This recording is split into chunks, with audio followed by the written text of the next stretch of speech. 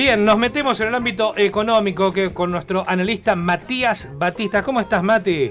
¿Qué tal, Dani? Muy buena mañana para vos, para todo el equipo y para la audiencia, por supuesto. Bueno, te pido disculpas porque estamos un poquito atrasados, pero bueno, vamos a desarrollar la columna económica. Aquí le pedimos permiso a la gerencia de noticias que nos ha dado cedido este tiempo. Ante todo, bueno, felicitarte por el artículo en que estás mencionado el día de ayer.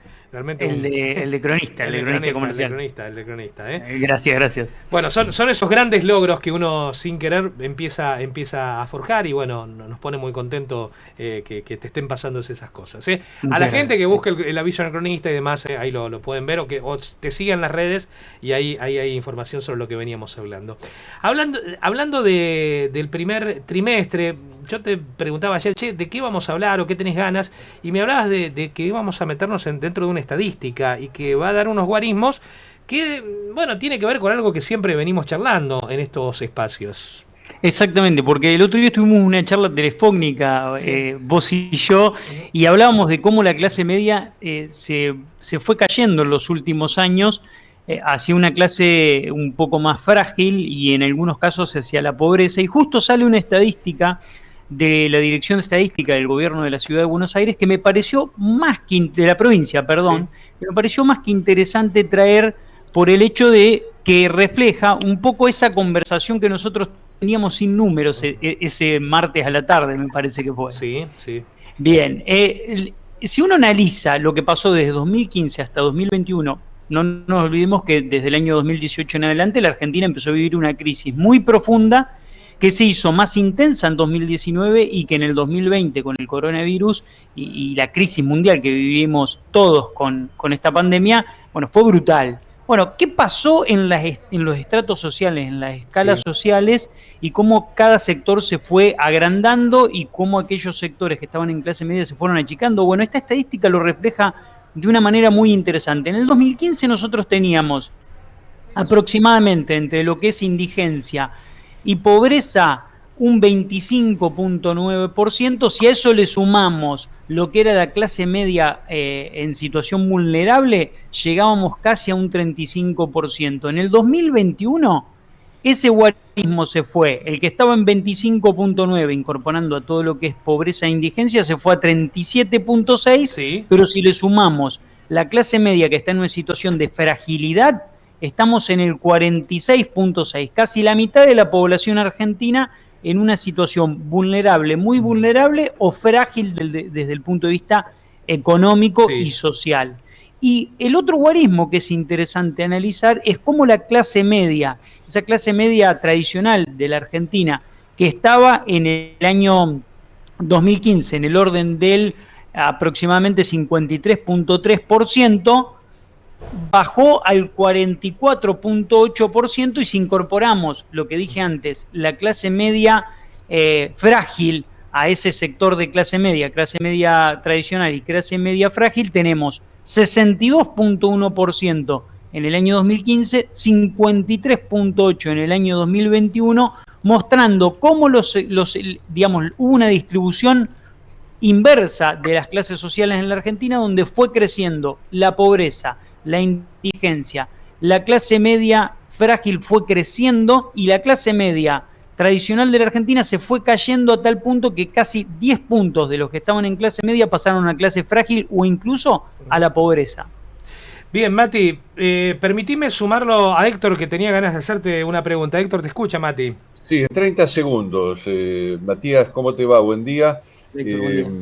Te quiero preguntar por el acuerdo con el Club de París. ¿Qué significa ese acuerdo? Bueno, significa aire el acuerdo con el Club de París. ¿Por qué? Porque la Argentina, al ver que se patea cada vez más lejos el acuerdo con el FMI, porque el FMI ahora le pide un conjunto de condiciones, en la reunión que yo comentaba la semana pasada en Estados Unidos de masa con la gente del gobierno de Estados Unidos, que es uno de los grandes jugadores dentro del FMI, le pedían un conjunto de condiciones que la Argentina tiene que cumplir, fundamentalmente un plan de gobierno. En consecuencia, el gobierno rápidamente lo que decide es ejecutar un pago a favor del Club de París para ganar tiempo en esa negociación y avanzar en el resto de las negociaciones que todavía tiene pendiente. Me parece que, bueno, que no era lo que el gobierno esperaba, pero es algo que el gobierno tuvo que hacer porque el escenario que veía que se iba a cumplir en estos 2 meses, que era avanzar más rápido en un acuerdo con el FMI, no se está dando, en consecuencia toma esta decisión, ¿no? Mati, hay que tener en cuenta que el 31 de julio estaba el vencimiento y que, bueno, le estaban pidiendo, digamos, que Argentina haga algo o dé alguna señal, ya que no hay un presupuesto claro y demás, de intención. Pero el problema me parece, y ahí va la otra pregunta, es que nosotros pagamos una partecita, es como pagar menos del mínimo de la tarjeta de crédito. Pagamos la cuota claro. que estaba vencida. Claro, no pagamos la cuota que estaba vencida. No, porque eran 2.400 millones. Pagamos 400 millones. Exactamente. Eso quiere decir que pagamos menos del mínimo de lo que sería como una tarjeta del mínimo de una tarjeta de crédito. Los intereses van a seguir corriendo y va a seguir generando situaciones. Eso permite que no vayamos al default el 31, pero estamos pateando un problema gigante para quien tome el gobierno arriba del 2023-24.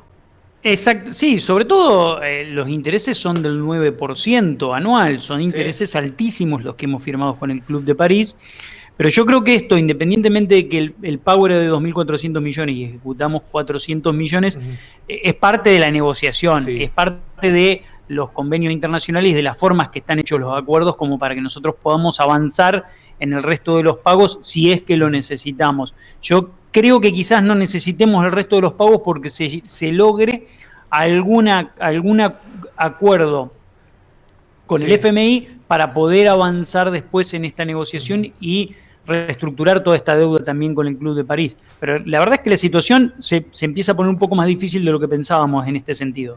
Mati, te agradezco, nos ponemos en contacto la próxima semana. Mañana a las 11:20 te pido prendete, no te vamos a hacer cantar porque, bueno, seguramente no vas a poder, pero es el cumpleaños de Vanina y empezamos la época de karaokes los viernes, y Vanina eligió, ¿a quién elegiste? ¿Karaoke de quién vamos a hacer, Vani? De César Banana Pueyrredón. Una fácil tirar. Difícil. No, Mati. Por favor, te lo pido, que ya me están poniendo muy nerviosa ustedes. ¿Por qué me hacen esto? Bueno, escúchame, es así un poco, vamos a festejar el cumpleaños de Vani y vamos a cantar algunas canciones. Si querés prenderte, te prendés, y si no, escuchanos. Escuchanos. César estuvo en San Carlos en un recital en Letual. Claro, en Letual, en el viejo Letual, por supuesto. Mati, ¿cuántos años tenés vos? Yo, 41 años. ¿Viste? Tenía razón, Daniel. Le digo, porque cuando me dice, vamos a invitarlo a Mati, le digo, pero Mati es más o menos de mi edad, entonces debe, ¿viste? No me equivoqué. Mati, no sé si no estuvo en la fiesta de la cerveza también, la verdad, no recuerdo. Sí, estuvo en la fiesta de la cerveza. También estuvo en la fiesta de la cerveza.